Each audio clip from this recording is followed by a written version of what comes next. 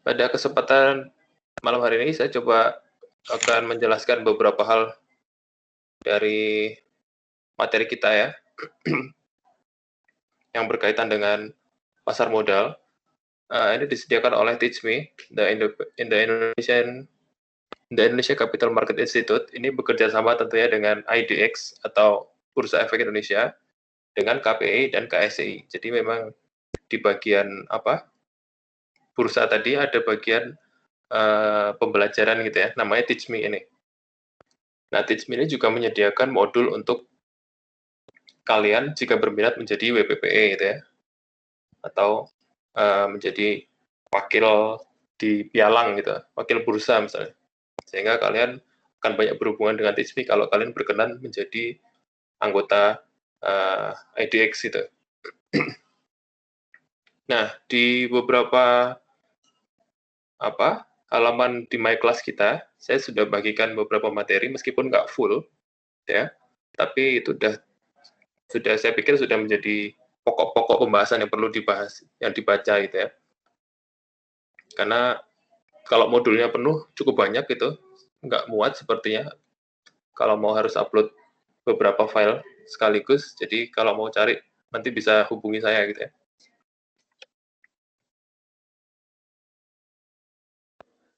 Di sini beberapa hal yang perlu kalian ketahui mengenai emiten dan perusahaan publik ya.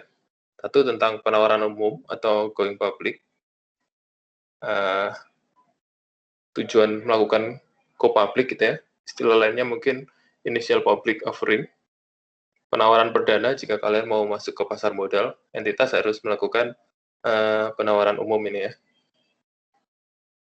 Terus emiten, apa itu definisi emiten sendiri ada di sini. Sering mengerti mengenai hal ini ya di beberapa kesempatan kuliah yang lain. Lembaga dan profesi penunjang pasar modal terkait dengan penawaran umum. Jenis-jenis alokasi ya. Bagaimana cara menambah modal gitu. Lalu transaksi-transaksi lain gitu. Ini istilah-istilah yang sering terjadi di pasar modal.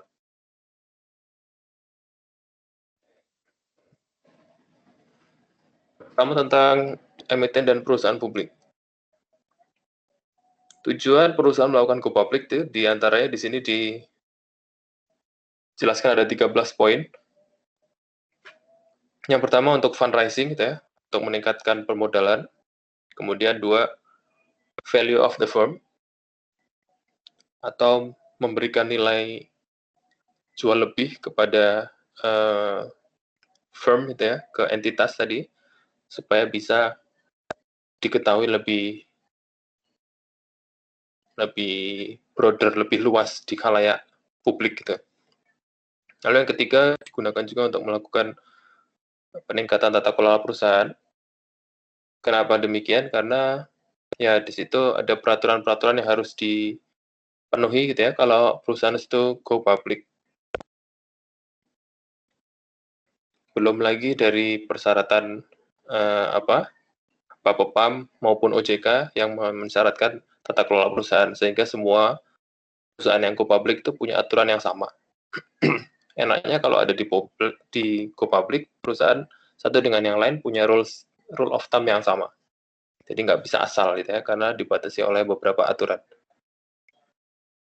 Terus yang keempat, mendapat insentif PPh 5% dengan syarat tertentu. Ya, ini tentunya karena dia punya privilege lebih, 5% ini jadi insentif yang menguntungkan buat perusahaan dan menawarkan kesempatan yang baik bagi bursa agar entitas itu mau melakukan go public. Meskipun nanti di berbagai hal dia juga kena tax ya, misalkan per transaksi atau dari transaksi ke transaksi dengan mode yang berbeda, dia punya tax lagi, gitu ya. Taxnya tapi ditentukan tentunya kecil, cuman beberapa kalinya itu yang jadi permasalahan mungkin ya.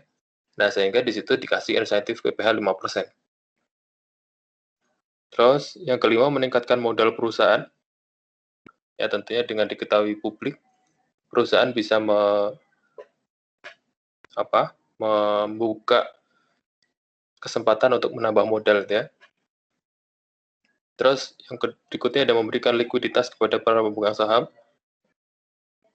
Baik, jadi kalau di pasar modal itu pemegang saham jadi punya privilege lebih gitu ya untuk mencairkan uang ya. Kenapa ya? Karena kalau udah tambah modalnya, maka kepemilikannya kan jadi lebih besar ya. Proposisi maupun kuota pemegang saham jadi lebih tinggi ketika dijual di publik gitu ya. Karena dia akan dinilai ulang, terus bagiannya nanti akan di-share sesuai dengan kepemilikan sebelumnya dengan nilai yang baru tadi. Terus yang ketujuh, pemegang saham cenderung menjadi konsumen pada produk perusahaan. Ya, ya ini maksudnya mungkin dia juga selain jadi konsumen, dia bisa jadi pemegang gitu ya, pemegang saham, gitu ya, sehingga dia punya dua hal yang menguntungkan bagi dirinya. Lalu yang ke-8, memungkinkan untuk pendiri melakukan diversifikasi usaha. Ya. Diversifikasi, sepertinya saya sudah pernah singgung di pertemuan pertama, nanti juga mungkin banyak disinggung lagi di materi-materi teoritis ya, berkaitan dengan cara menghitung saham. Nanti di pertemuan-pertemuan bawah, kalian akan dapatkan beberapa istilah ini, diversifikasi. Ya, tentunya diversifikasi itu macam-macam bentuknya. Diversifikasi usaha kan akan berkaitan satu dengan yang lain ya. Kalau kalian punya usaha mebel misalnya, maka diversifikasi yang paling menguntungkan ya yang berkorelasi dengan mebel layer gitu misalnya. Yang paling dekat itu berarti dia punya korelasi positif gitu ya. Tapi kalau dia ternyata satu usaha dengan usaha yang lain yang dimilikinya itu punya korelasi yang negatif, maka dia saling menjauhi gitu ya. Ini bisa jadi nilai yang tidak terlalu maksimal bagi perusahaan, sehingga perusahaan perlu memilih diversifikasi usaha yang sesuai. Terus kemudian memungkinkan masyarakat mengetahui nilai perusahaan dari kekuatan tawar-menawar saham, ya. Oke, sehingga jika perusahaan tahu nilai perusahaannya, masyarakat mungkin akan punya interest yang lebih terhadap perusahaan itu sendiri, sehingga juga berusaha untuk memanage dengan baik gitu ya. Jika kita tahu nilai perusahaannya, maka kita sebagai investor itu juga pengen membawa tata kelola ke dalam yang lebih baik. Yang ke-10, memberikan usaha pembelian perusahaan lain atau ekspansi, ya, dengan mencari dana dari lembaga keuangan lain tanpa melepaskan saham. Ya, itu bisa dilakukan dengan ya, ekspansi, merger, gitu, atau diversifikasi, itu ya. Nah, ini bisa kategori yang dipakai untuk mencari dana dari lembaga keuangan lain, gitu ya. Terus yang ke-11, mendapatkan dana untuk perluasan usaha atau ekspansi tadi, atau diversifikasi ya, yang barusan saya jelaskan, untuk memperbaiki struktur modal. Juga bisa meningkatkan nilai perusahaan atau shareholder value, dan juga melepaskan sahamnya agar mendapatkan keuntungan atau divestasi. Jadi sengaja membeli saham, kemudian dipakai untuk menjual saham lagi gitu ya, divestasi. Ya, ini sebuah perusahaan yang melakukan going public gitu ya. Jadi dia beli, tapi nanti mau dijual lagi. Ya ada juga.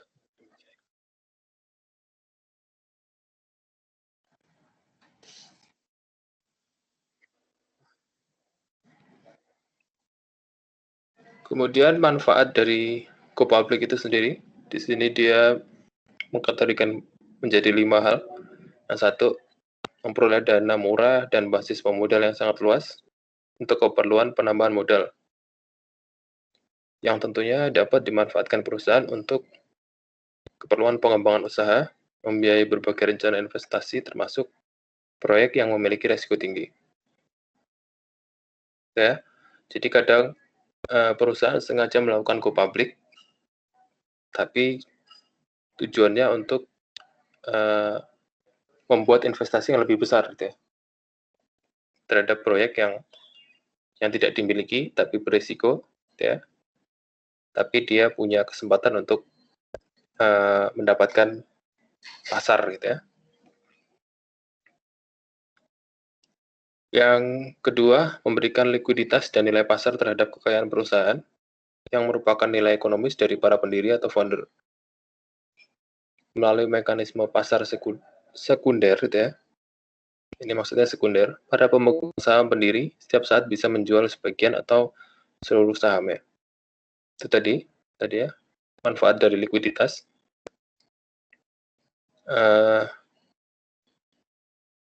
Jika ia berhasil menguasai pasar, maka dengan sendirinya likuiditasnya akan tinggi, gitu ya. Dia bisa mendapatkan nilai value perusahaannya jadi lebih tinggi, karena kalau dijual kan berarti dia menghasilkan keuntungan juga. Terus yang berikutnya, mengangkat pandangan masyarakat umum terhadap perusahaan sehingga menjadi incaran para profesional sebagai tempat untuk bekerja. Daya tarik para profesional maupun manajer perusahaan publik adalah kelangsungan hidup lebih terjamin dan evaluasi jenjang karir yang lebih objektif. Ya, di situ juga ada program ESOP, Employee Stock Ownership Program, gitu ya, dimana kalau kalian itu menjadi karyawan sebuah emiten saham itu, kalian bisa mendapatkan program ESOP ini, atau Employee Stock Ownership Program. Jadi kalian punya privilege lebih untuk membeli saham di perusahaan yang kalian bekerja di situ, gitu ya, di dalamnya.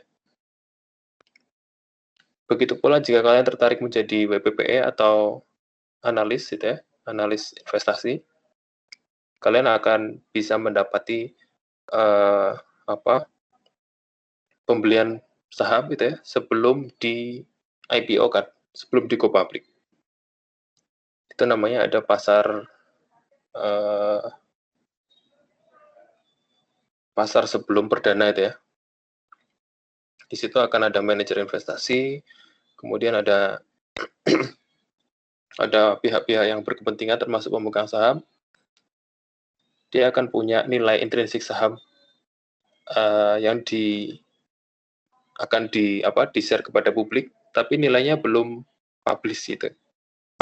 Nilai itu masih bisa dimiliki lebih dulu. Tapi nggak semua orang boleh beli karena itu pre gitu ya, pre penjualan gitu, sehingga itu terbatas.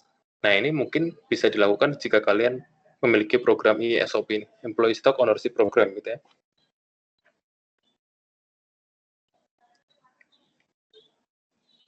Lalu selain itu juga bisa mempunyai bonus tahunan yang dilakukan oleh perusahaan publik Piranti Lunak Software gitu ya, atau Microsoft Corporation di Amerika Serikat. Yang ketiga, pemegang saham. Bagi pemegang saham, khususnya individu, akan cenderung menjadi konsumen yang setia kepada produk perusahaan gitu ya, karena adanya sense of belonging itu tadi. Jadi kalau masyarakat itu menyukai sebuah produk gitu, ketika dia membeli, dia akan memiliki sense of belonging atau rasa ikut memiliki, sehingga dia akan membawa atau mencoba memberikan tata kelola yang lebih baik kepada perusahaan. Lalu yang berikutnya, perusahaan publik menikmati secara cuma-cuma promosi melalui media massa, terutama pasar yang sahamnya aktif diperdagangkan, liquid, dan pemilikan sahamnya tersebar luas di kapitalisasi yang besar. Ya. Sesuai dengan ketentuan SK Menteri Keuangan nomor 1199 KMK 013 tahun 1991 ya, yang dapat melakukan penawaran umum adalah emiten yang telah menyampaikan pernyataan pendaftaran kepada Bapepam untuk menjual atau menawarkan efek kepada masyarakat, dan pernyataan pendaftaran tersebut telah efektif. Ya. Itu tadi, jadi sebelum initial public offering itu perlu mendaftarkan diri ke Bapepam, gitu ya. Bapepam itu ada di dalam bursa efek. Selain itu ada OJK yang mengatur dan juga BI yang menggunakan jalur rekening dari BI. Nah, ini semua harus dipenuhi dan telah diakui secara efektif gitu ya pendaftarannya atau sah misalnya.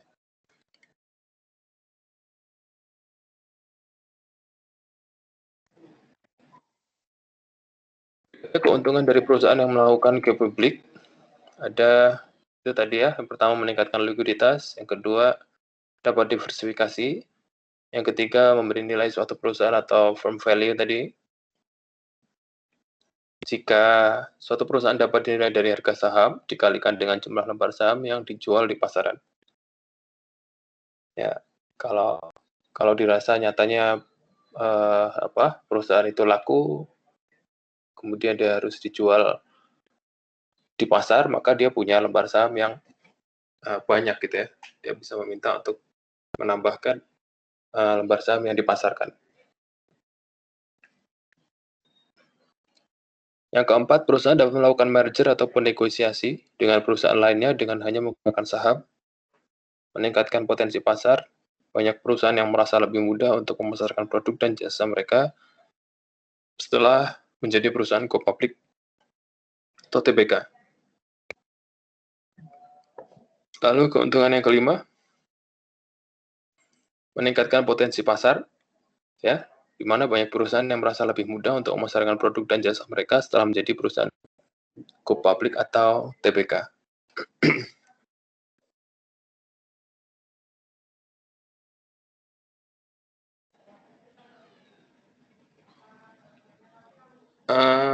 Selain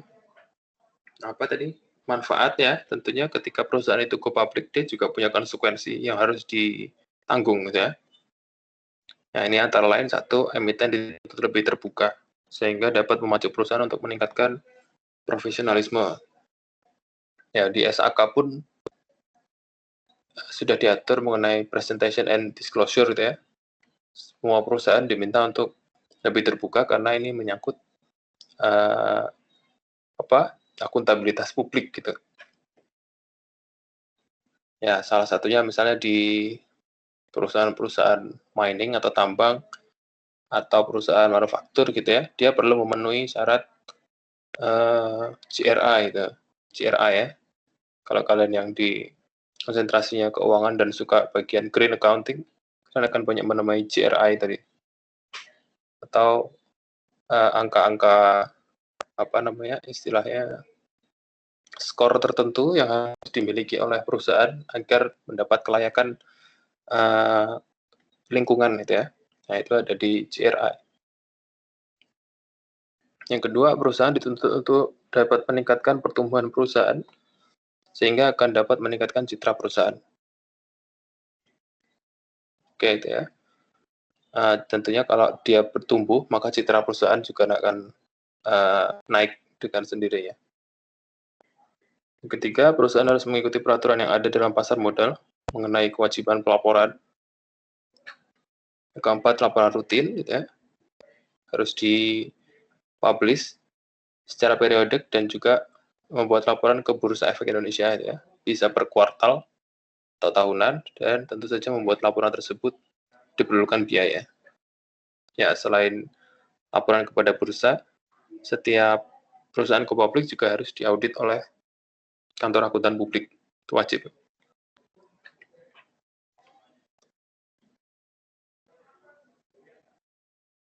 Yang berikutnya terbuka ya, konsekuensinya semua perusahaan go public pasti transparan dan sangat mudah untuk diketahui oleh para kompetitornya dari segi data dan manajemennya. Ya, seperti halnya dulu ya, PT Jarum itu ya, sampai-sampai ketika dia punya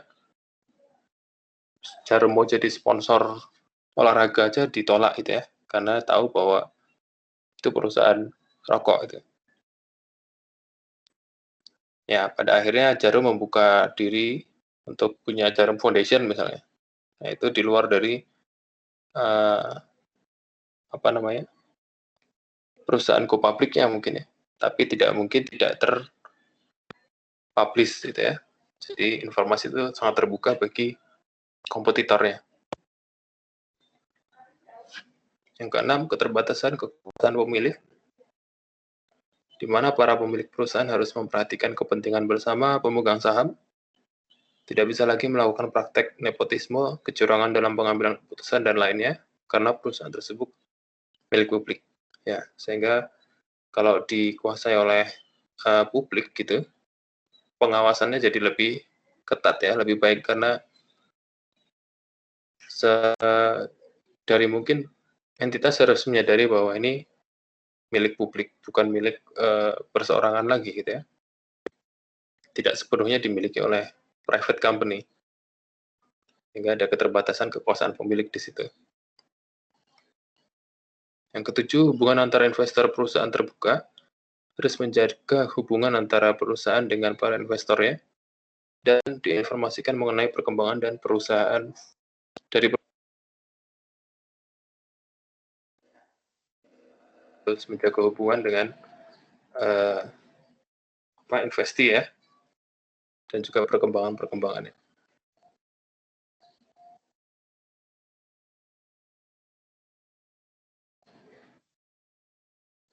Berikutnya, pengertian penawaran umum atau IPO, di mana penawaran umum adalah kegiatan penawaran efek yang dilakukan oleh emiten untuk menjual efek kepada masyarakat berdasarkan tata cara yang diatur dalam UU Nomor 8 Tahun 95. Ya. Ini syaratnya, penawaran efek oleh emiten yang dilakukan dalam wilayah Republik Indonesia atau kepada warga negara Indonesia dengan menggunakan media massa atau ditawarkan kepada lebih dari 100 pihak atau telah dijual kepada lebih dari 50 pihak dalam batas nilai serta batas waktu tertentu. Ya. Terus ada istilah juga surat berharga, yaitu surat pengakuan utang, surat berharga komersial, saham, obligasi, tanda bukti utang, ya, unit penyertaan kontrak investasi kolektif, kontrak berjangka atas efek, dan setiap derivatif dari efek atau turunan derivatif. Option, lalu ada warrant, gitu ya, itu semuanya merupakan derivatif. Nah, itu juga bisa dijadikan metode bagi perusahaan untuk melakukan diversifikasi. Ya. Misalnya dia membeli option ya, itu option saham, kemudian dia jual lagi ketika nilainya naik gitu ya. Kalau enggak ya tetap dipegang. Itu contoh option atau turunan. Gitu ya.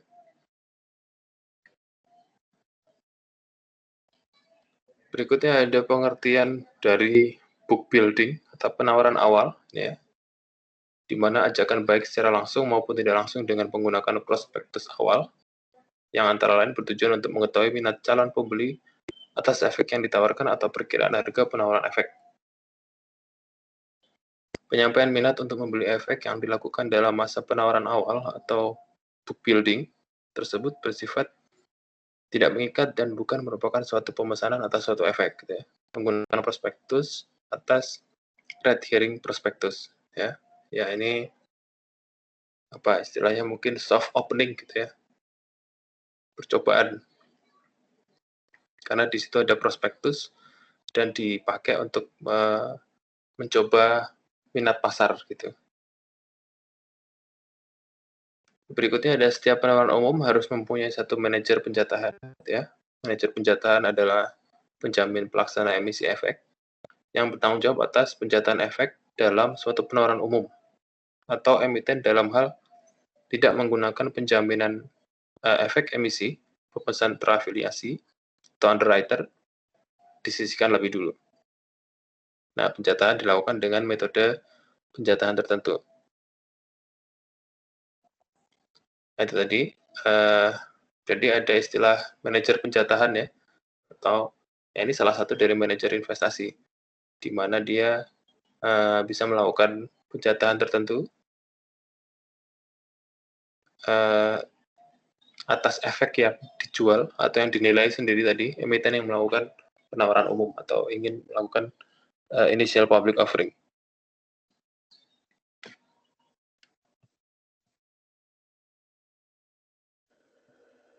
Ya. Dalam hal penjatahan terhadap suatu penawaran umum dilaksanakan dengan menggunakan sistem penjatahan pasti, maka penjatahan tersebut hanya dapat dilaksanakan apabila memenuhi persyaratan sebagai berikut. Pertama, manajer penjatahan dapat menentukan besarnya persentase dan pihak-pihak yang akan mendapatkan penjatahan pasti dalam penawaran umum. Yang kedua, dalam hal terjadi kelebihan permintaan beli dalam penawaran umum, penjamin emisi efek, agen penjualan efek atau pihak-pihak terafiliasi dengannya dilarang membeli atau memiliki efek untuk rekening mereka sendiri. Ya, kalau sudah terjadi kelebihan permintaan pembelian. Ya, jadi jika terjadi hal ini sebelum pasar itu ditawarkan kepada umum, maka dilarang membeli efek untuk rekening mereka. Jadi kalau ada sisa baru dia boleh beli. Ya. Terus, yang ketiga, dalam hal terjadi kekurangan permintaan beli dalam penawaran umum, penjamin efek emisi, agen penjualan efek atau pihak-pihak terafiliasi dengannya dilarang menjual efek yang telah dibeli atau akan dibelinya berdasarkan kontrak penjaminan emisi efek, kecuali melalui bursa efek jika telah diungkapkan dalam prospektus bahwa efek tersebut akan dicatatkan di bursa efek. Ya, kalau tadi ternyata di penawaran sebelum umum tadi ya, sebelum IPO itu nggak laku gitu ya, maka perusahaan juga tidak boleh membeli kecuali diperbolehkan oleh bursa efek gitu ya. Dan akan ada kepastian bahwa dia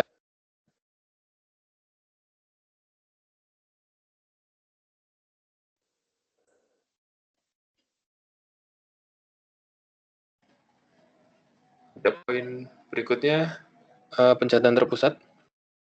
Jika jumlah efek yang dipesan melebihi jumlah efek yang ditawarkan melalui penawaran umum, maka manajer penjatahan yang bersangkutan harus melaksanakan prosedur penjatahan sisa efek. Ada dua hal ya, cukup banyak di sini. Jika setelah mengecualikan pemesanan efek terafiliasi, sebagaimana dimaksud dalam jangka 4 huruf C peraturan ini, dan terdapat sisa efek yang jumlahnya sama atau lebih besar, maka pemesan tidak dikecualikan itu akan menerima seluruh jumlah efek yang dipesan. Ya, tentu ini akan berhubungan dengan peraturan terikat tadi ya, di angka 4, peraturan Bapak Pame. Jadi kalau mau lebih jelas mungkin bisa merujuk ke sana. Ya. Terus yang kedua, jika setelah mengecualikan pemesanan efek terafiliasi, sebagaimana dimaksud dengan angka 4 huruf C, yang jumlahnya lebih kecil dari jumlah yang dipesan, maka penjatahan tidak dikecualikan harus mengikuti ketentuan. Ya.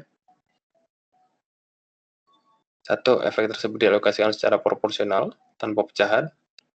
Dan yang kedua, jika dialokasikan dengan syarat-syaratan. Sebagai berikut, 3 hal ya. Prioritas diberikan kepada para pemesan yang menjadi pegawai emiten, sampai jumlah paling banyak 10% dari jumlah penawaran umum.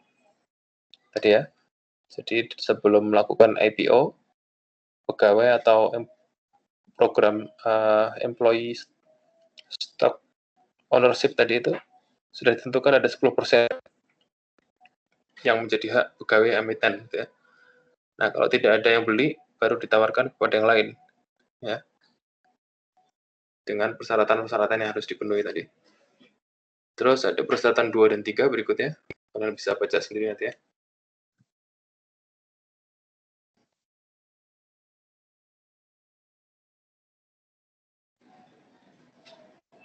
Nah, ini salah satu peraturan Bapepam di mana setiap pihak yang memperoleh saham atau efek bersifat ekuitas lain dari emiten dengan harga atau nilai konversi dan atau harga pelaksanaan di bawah harga penawaran umum perdana ya, dalam jangka waktu 6 bulan sebelum penyampaian pernyataan pendaftaran kepada Bapepam dilarang untuk mengalihkan sebagian atau seluruh kepemilikan atas saham dan atau efek bersifat ekuitas lain emiten tersebut sampai dengan 8 bulan setelah pernyataan pendaftaran menjadi efektif.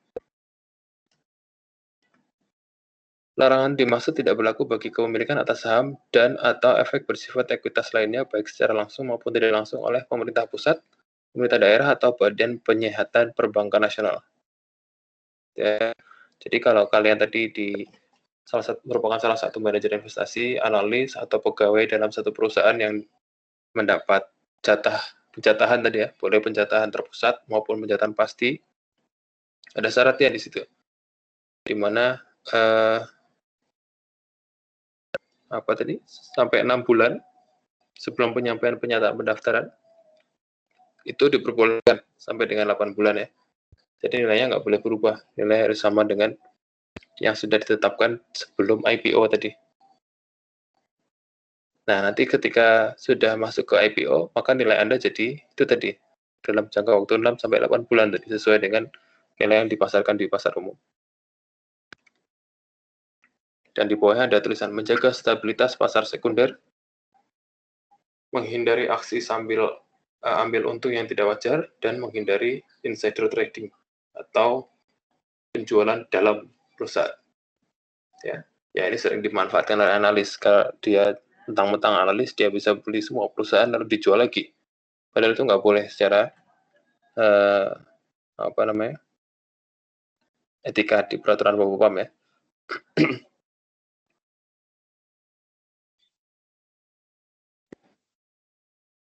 Kemudian berikutnya ada emiten. Ya, kalian cukup paham dengan emiten ya. Adalah pihak yang melakukan penawaran umum, baik yang bersifat ekuitas atau saham, utang atau obligasi, dan efek syariah. Jadi tadi efek itu ada saham, ada obligasi, ada juga syariah. Ini masing-masing punya lembaga sendiri yang mengatur di dalam bursa efek. Jadi dibedakan antara mana yang saham, mana yang utang, dan mana yang bersifat cukup ya. Semuanya tapi bisa dipakai untuk mendiversifikasi. Lalu emiten saham adalah pihak yang melakukan penawaran umum efek bersifat ekuitas atau saham, ya. Yang kemudian yang ketiga pihak itu adalah orang perseorangan, perusahaan atau usaha bersama, asosiasi atau kelompok yang terorganisasi. Ya, berikutnya di bawahnya ada istilah-istilah baik emiten yang bersifat menawarkan saham, lalu di bawahnya ada pengakuan hutang, surat berharga komersial, ya, obligasi, tanda bukti, hutang, ya, investasi kolektif, kontrak berjangka, dan derivatif. Terus yang disebutkan jenis efek yang lain adalah suku atau efek syariah, ya, yang sesuai dengan prinsip syariah di pasar modal.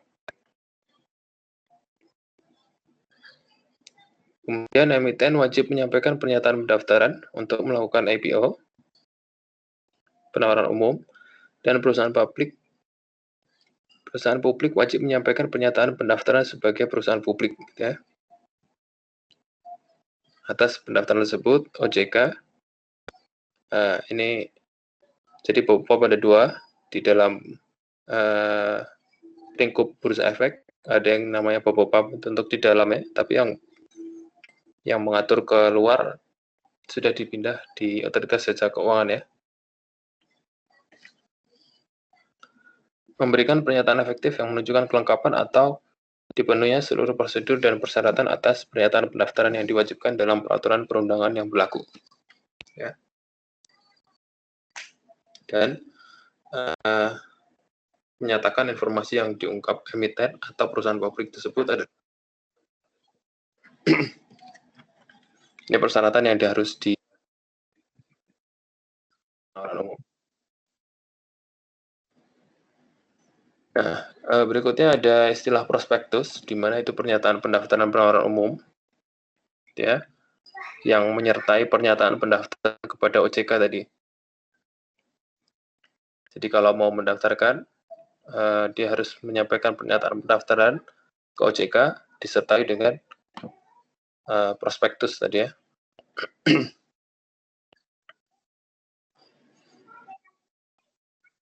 Terus tata cara pendaftaran.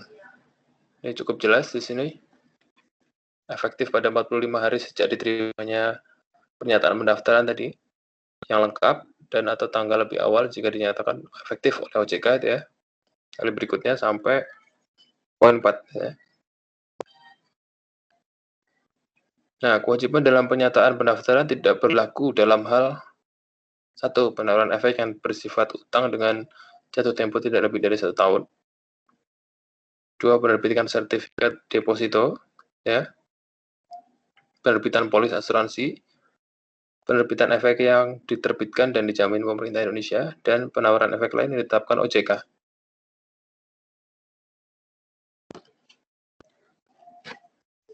Ini kewajiban-kewajiban yang tidak diakui oleh pernyataan pendaftaran. Jadi ini harus dikeluarkan dari draft penawaran umum tadi ya. Sifatnya ada 5 hal di sini.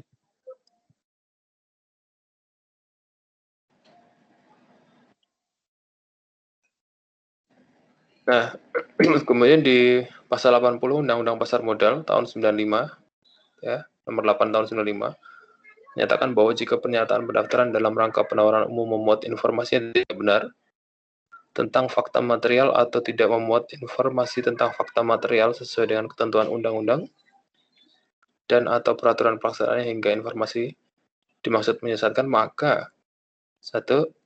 Setiap pihak yang menandatangani pernyataan pendaftaran, 2. Direktur dan komisaris emiten pada waktu pernyataan pendaftaran menjadi efektif, 3. Penjamin pelaksana emisi efek, dan profesi penunjang pasar modal atau pihak lain yang memberikan pendapat atau keterangan atas persetujuannya dimuat dalam pernyataan pendaftaran.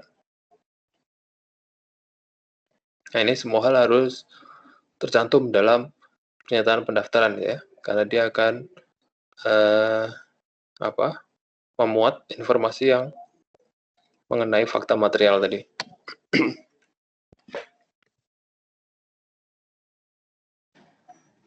Kemudian juga harus atau wajib bertanggung jawab baik sendiri maupun bersama-sama atas kerugian yang timbul akibat perbuatan yang dimaksud, gitu ya. Dan diajukan dalam jangka waktu 5 tahun sejak pernyataan pendaftaran efektif. Ini termasuk dalam pasal 81 Pasar Modal nomor 8 tahun 95.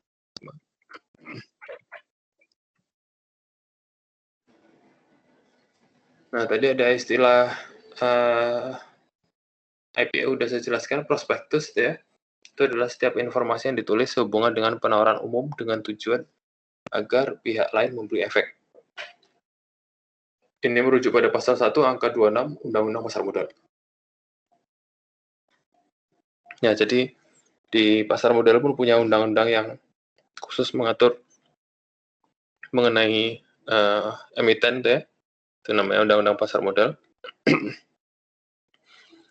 Nah, ini harus dipenuhi oleh semua shareholder yang ada dalam pasar modal. Ya, sebetulnya informasi ini dibagikan di THB, cuman mungkin nggak lengkap ada di beberapa bagian yang perlu kalian cari itu ya. Nah, isinya apa aja prospektus? Ada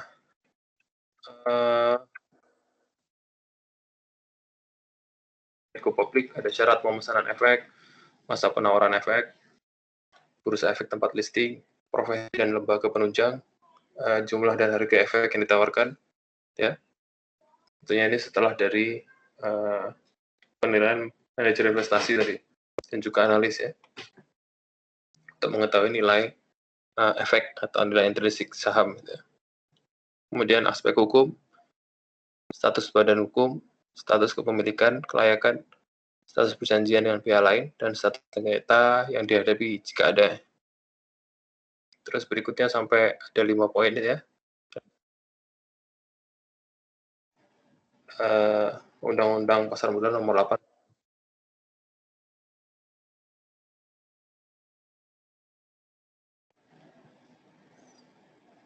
Pendaftaran dan pencatatan saham go public. Okay.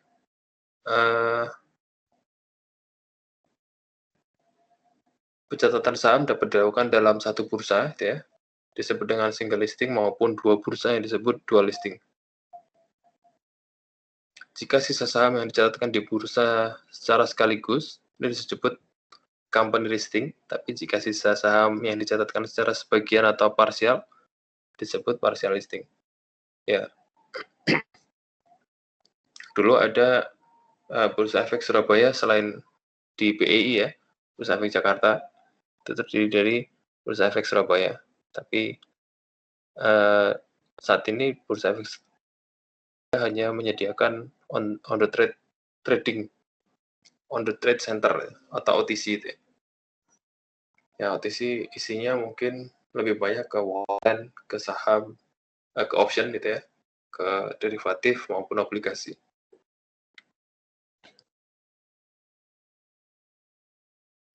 Ini laporan keuangan perusahaan untuk tahun buku terakhir diaudit dengan wajar tanpa syarat gitu ya, tanpa pengecualian dia bilang.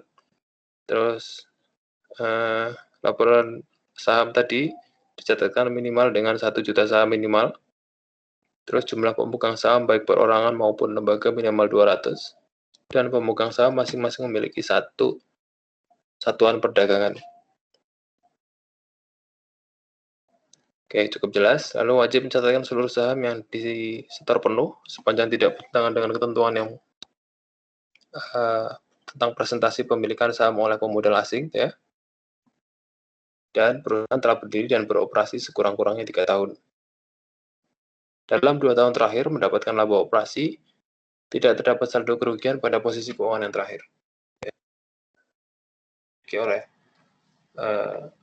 entitas yang ada dalam prospektus.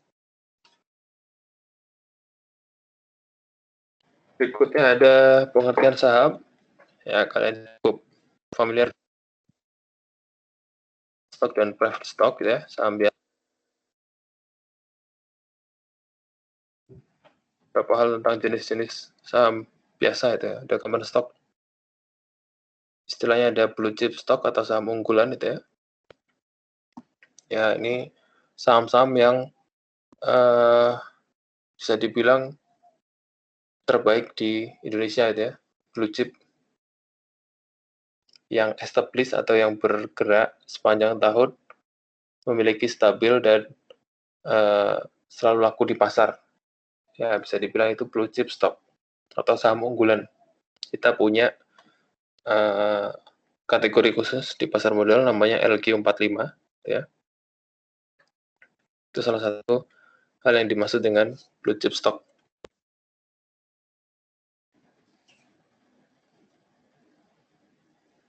Terus ada growth stock, di mana saham ini diharapkan ya memberikan pertumbuhan laba yang lebih tinggi dari saham yang lain karena mempunyai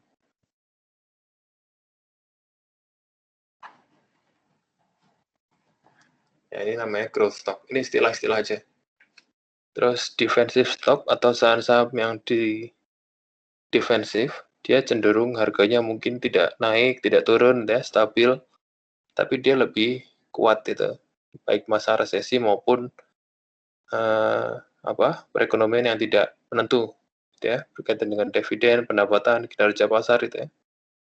Ya, biasanya di sini juga dijelaskan kategorinya seperti food and beverage gitu ya, atau produk gula, beras, minyak, garam, tepung gitu ya. Terus sepanjang tahun dia akan punya kecenderungan yang tidak berubah nilainya karena dia stabil gitu ya, karena itu dia dimasukkan dalam kategori defensive stock. Kecap misalnya gitu ya.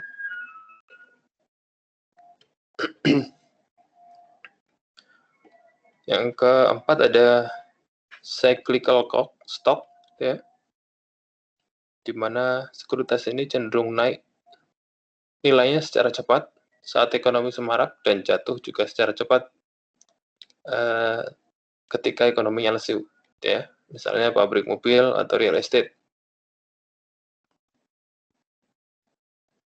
Terus sebaliknya, saham non-siklis itu mencakup saham-saham perusahaan yang memproduksi barang kebutuhan umum yang tidak terpengaruh oleh kondisi ekonomi, misalnya makanan dan obat-obatan. Ya, jadi cyclical stock itu saham dadakan gitu ya. Kita tahu real estate tuh, seperti di kasus Amerika Serikat, itu sempat menyebabkan kebangkrutan negara gitu ya, karena banyak real estate yang tidak melunasi Dan ini sepertinya sedang semarak di negara kita, gitu ya. Saham-saham ini cukup berisiko tinggi karena dia naiknya tiba-tiba banyak, tapi pada saat tertentu dia langsung jatuh, gitu ya. Nah, kemudian istilah lain namanya non-cyclis atau non-cyclis itu yang lebih stabil tadi atau lebih mirip kepada defensive stock. Terus ada seasonal stock gitu ya, perusahaan yang penjualannya karena musiman, misalnya cuaca dan liburan gitu ya. Misalnya contoh pabrik mainan khusus pada saat musim Natal.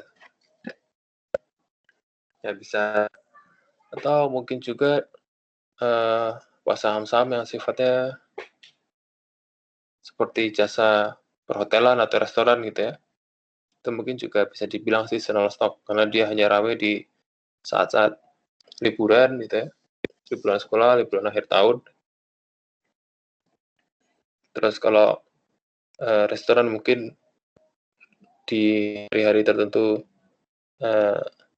hari besar gitu ya, Idul Fitri misalnya, Idul Adha gitu ya, ya mungkin itu namanya seasonal stock atau efek-efek yang bervariasi karena musim gitu. Lalu spekulatif stock yang terakhir, di mana saham yang memiliki spekulasi yang tinggi, yang kemungkinan tingkat pengembalian hasilnya adalah rendah. Ini biasanya dipakai untuk membeli saham pada perusahaan pengeboran minyak, gitu ya. Ya, tentunya ini yang punya resiko yang tinggi dan kadangkala tidak menentu gitu ya. Seperti minyak gitu. Ada barang-barang tertentu yang semakin semakin sulit dicari, tapi harganya semakin mahal. Ya, seperti mungkin batu mulia gitu ya. Dan juga pengeboran minyak gitu. Nah, ini namanya spekulatif stock.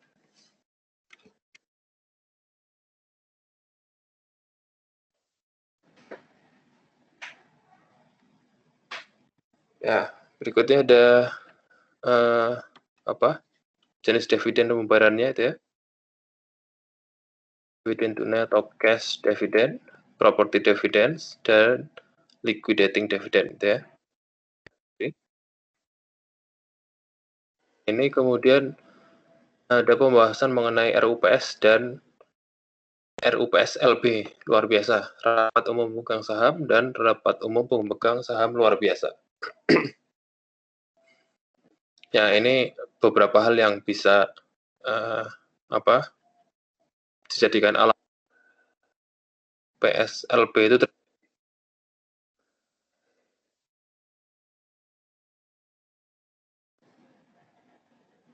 Nah, ini kemudian ada hal-hal yang dipakai untuk menentukan nilai saham, baik keuntungan memiliki saham maupun alasan menjual saham gitu ya.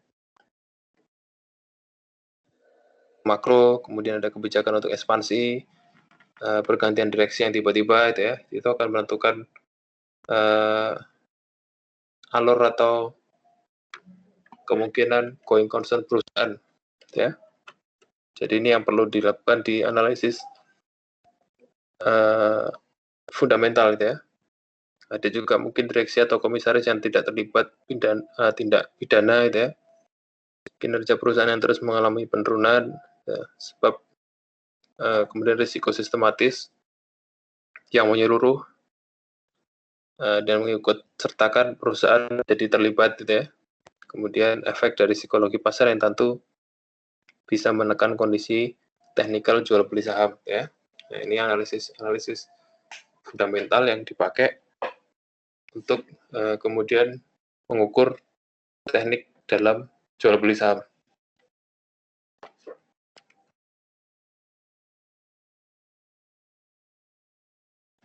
Terus ada beberapa hal alasan perusahaan menjual saham ya.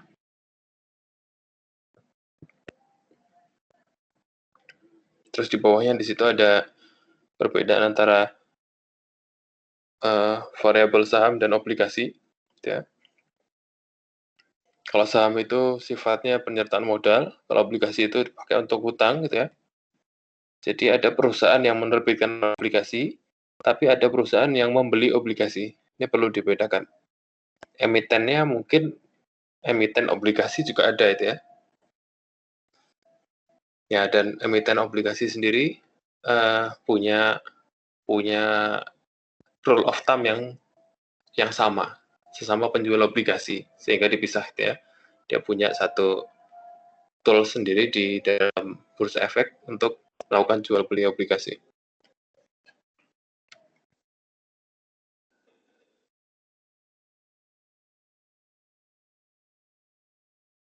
Pelaku pasar saham, gitu ya.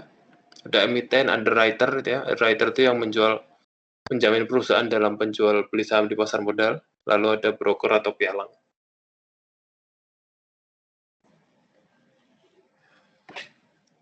Berikutnya perusahaan publik, gitu ya. Ini syaratnya, sahamnya telah dimiliki sekurang-kurangnya oleh 300 pemegang saham dan memiliki modal depositor sekurang-kurangnya 3 miliar rupiah atau suatu jumlah pemegang saham dari modal depositor yang ditetapkan dengan peraturan pemerintah ya. Sebenarnya di sini bisa melalui pasar perdana, primary market, juga bisa offering price ya.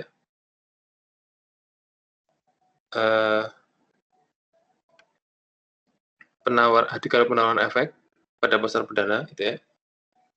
Cuman sekarang mungkin jadi lebih luas permasalahannya karena bisa jadi yang ditawarkan atau hal-hal yang dipakai untuk merebut pasar itu tidak serta-merta dimiliki oleh satu emiten yang sama gitu ya.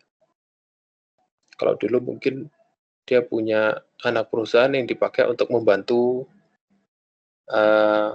marketing atau penjualan saham yang induknya tadi ya. Tapi saat ini mungkin petanya agak berubah. Kadang mitranya mungkin belum tentu dia bisa membantu induknya dalam menjual sahamnya. Bisa jadi dia malah menjual sahamnya lebih baik daripada induknya. Ya misalnya apa ya? Kita banyak menggunakan cloud system ya, yang sering dipakai kalian untuk menjadi sarana jual beli, gitu ya. Padahal dia tidak punya kabel, dia tidak punya server sendiri, gitu ya. Dia hanya menempel pada perusahaan yang lain, yang punya alat, yang punya kabel, yang punya pembangkit. Tapi buktinya dia bisa merebut pasar, gitu ya. Nah ini offering price-nya jadi mungkin tidak sama dengan primary market-nya tadi.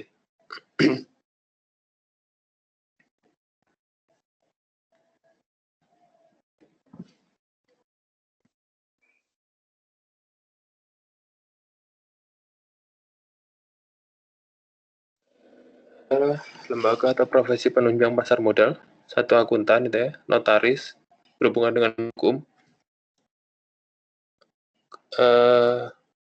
membuat perjanjian notarial itu ya, perjanjian penjaminan efek, terus ada konsultan hukum, penilai atau valuer itu ya, ini seringkali ini disediakan oleh jasa penilai dari manajemen ekonomi pembangunan gitu ya. Kalau kalian mau ngambil ini, dia berada dalam turunan manajemen ekonomi pembangunan. Akuntan tadi tentunya ada auditor ya di dalamnya. Terus ada penjamin emisi efek. Ini ada dua hal, satu full komitmen dan yang kedua, kalau yang full komitmen itu disertai dengan sifat atau enggak gitu ya.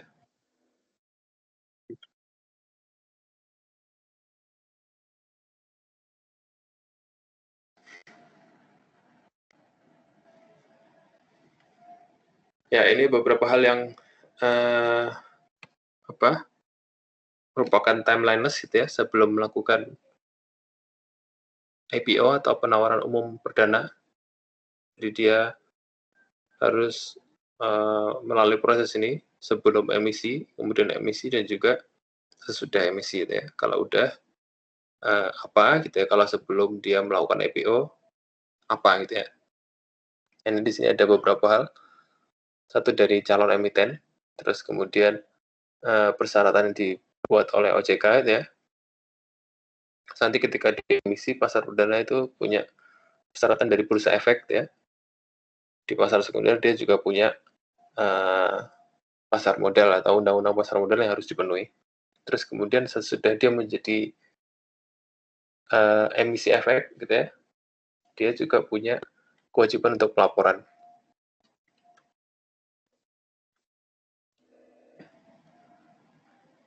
Cukup di terus kemudian ada jenis-jenis aksi korporasi. Ada hak memesan efek terlebih dahulu atau HMETD itu ya. Tadi yang seperti yang saya bilang, di mana hak ini merupakan hak yang melekat pada saham yang memberikan kesempatan pemegang saham yang bersangkutan untuk membeli saham atau efek, baik yang dapat dikonversikan menjadi saham atau yang memberikan hak untuk membeli saham sebelum ditawarkan ke pihak lain. Ya, ini namanya hak memesan efek terlebih dahulu. Ini bisa dilakukan jika kalian ada di dalam bursa, di manajer investasi atau jadi ESOP.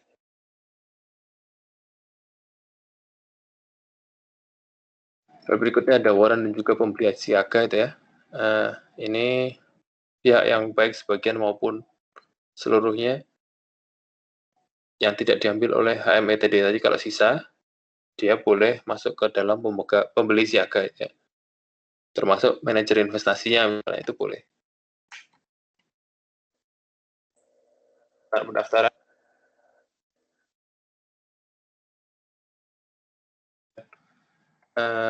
hak memesan efek dulu.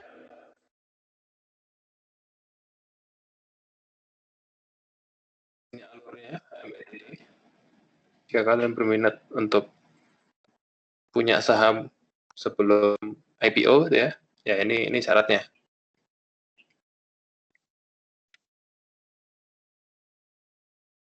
Juga ada syarat-syarat untuk penambahan modal tanpa HMETD gitu ya. Ya, pakai untuk memutuskan apakah HMT tadi diberlakukan atau tidak.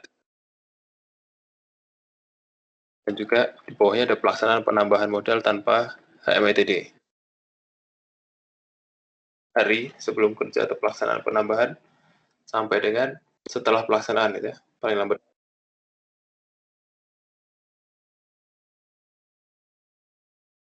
Lalu kemudian ada transaksi lainnya ya, transaksi material, hitungan kewajiban-kewajiban dalam transaksi material. Nah, ini ketentuan-ketentuan yang disyaratkan oleh OJK jika terjadi perjanjian transaksi material ya.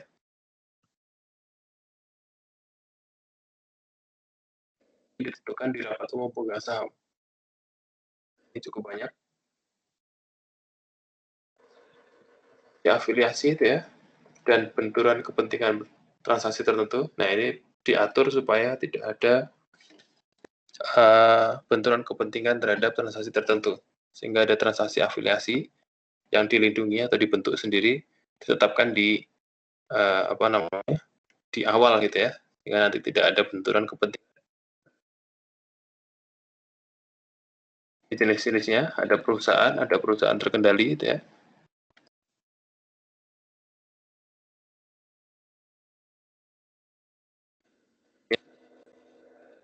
Perusahaan yang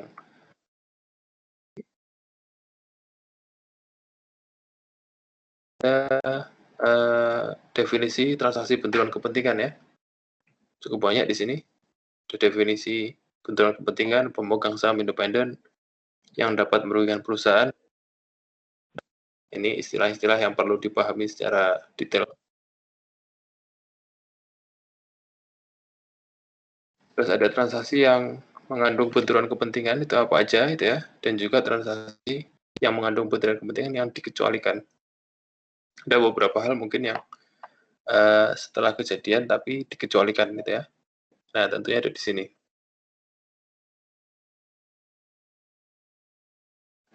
Nah, ini juga ada persyaratan yang harus dipenuhi, RUPS 1, 2, maupun 3, berkaitan dengan benturan kepentingan tadi ya.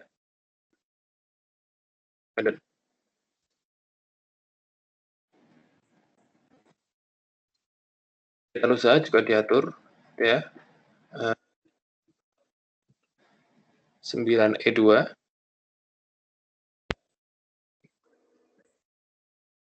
terus akuisisi atau pengambilan perusahaan terbuka ya.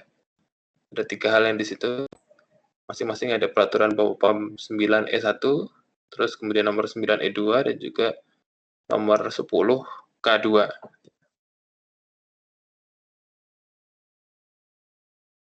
Nah, ini kemudian istilah-istilah lagi di bawah cukup banyak, kalian bisa baca sendiri.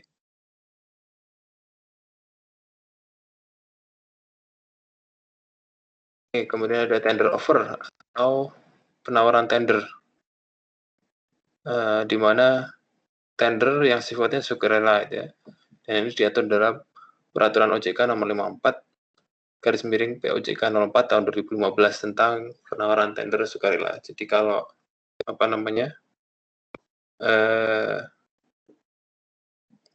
penjualan efek tadi atau emiten yang berusaha untuk melakukan IPO gitu ya, dia boleh melakukan penawaran tender sukarela.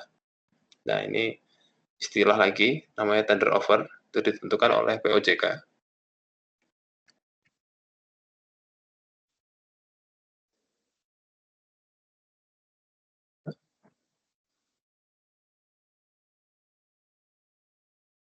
Penggabungan merger atau akuisisi ya.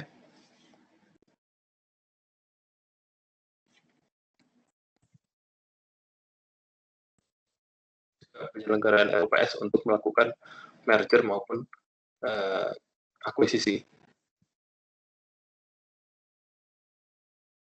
Itu ya, di mana pengertiannya adalah reorganisasi tanpa melalui reorganisasi nyata atau true reorganization atau corporate restructuring yang dilakukan dengan menilai kembali akun aktiva dan kewajiban pada nilai wajar dan mengeliminasi saldo negatif. Ya, ini tadi diatur dalam peraturan 9L1, di mana kalau ada kejadian-kejadian tertentu di mana mungkin ada penambahan saham gitu ya, ada pembelian saham yang melebihi atau ekses, kemudian dia perlu melakukan kuasai reorganisasi. Di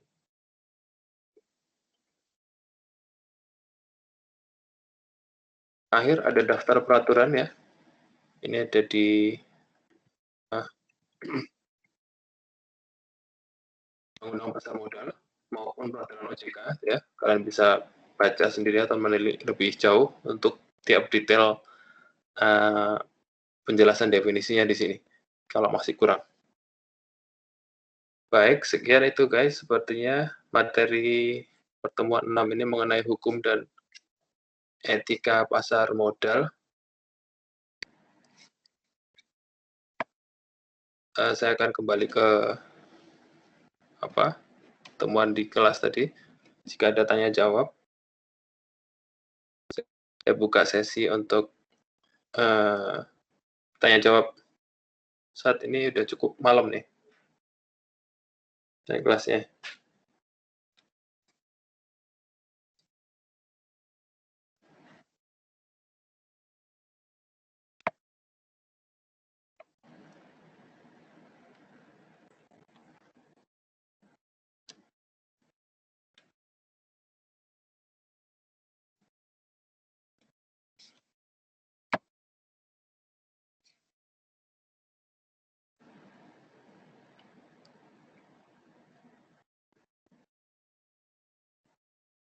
Ya, itu tadi ya, sekian penjelasan saya tentang video pembelajaran emiten dan perusahaan publik.